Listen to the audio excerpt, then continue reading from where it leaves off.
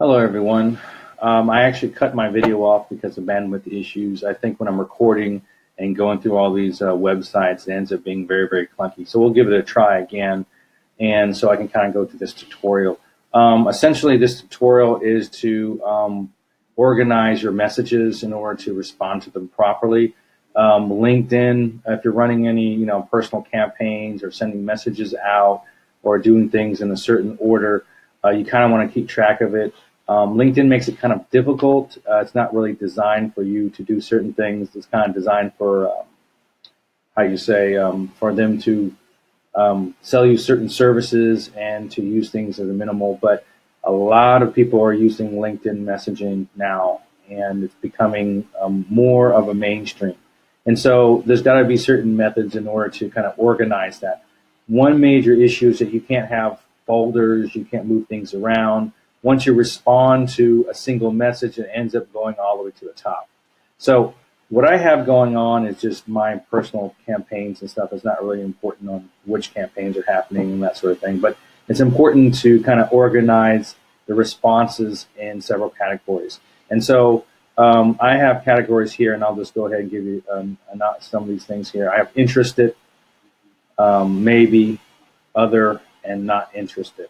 And so those are the four categories I put any response into.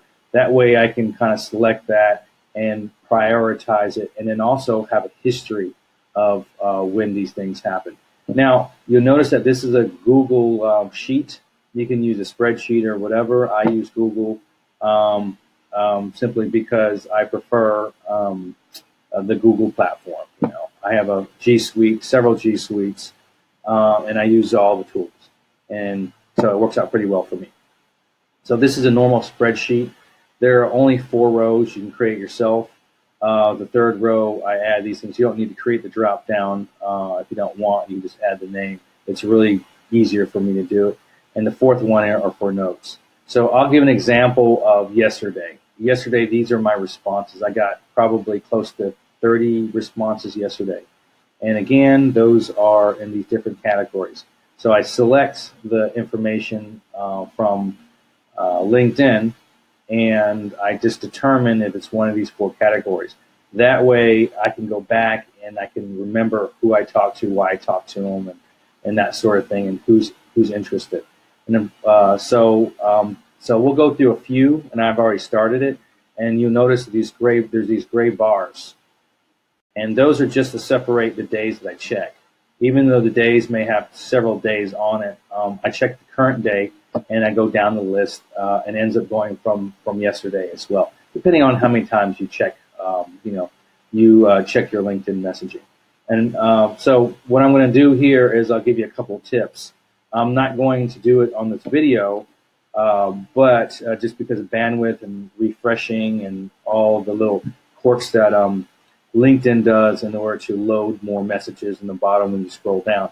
But I normally go to connections and go through all my connections from top to bottom for that day and go back to the previous day. And I will actually remember who I saw on the message.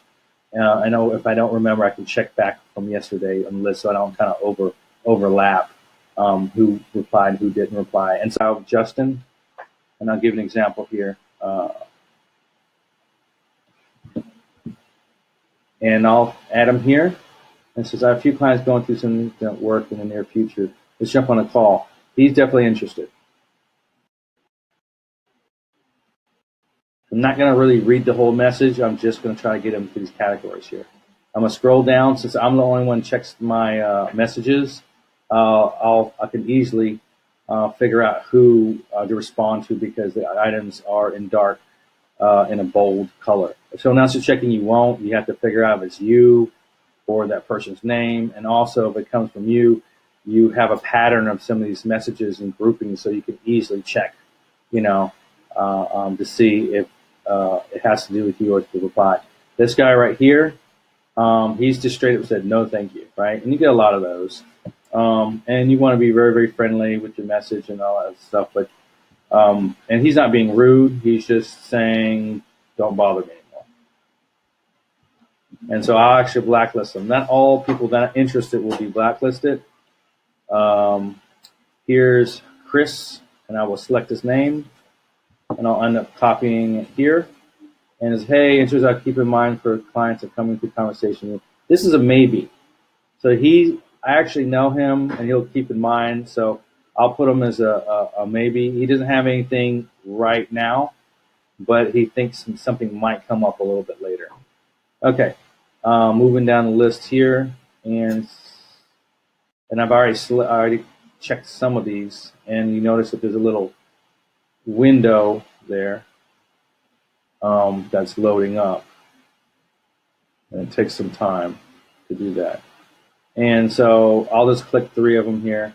Thanks for reaching out to me, but I don't have anything. I'll let you know. So this again is a not interested individual. And let's make sure the date's right. It's today. It's actually the 14th. And he's not interested, but I won't blacklist him because he's not saying leave me alone. He's just saying I don't have anything right now. Thanks for reaching out.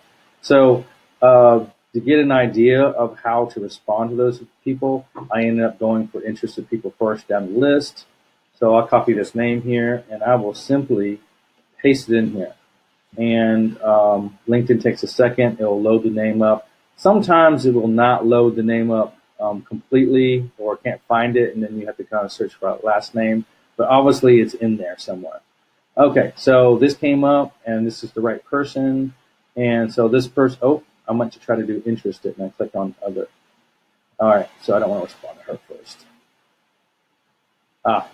James, he's the one interested.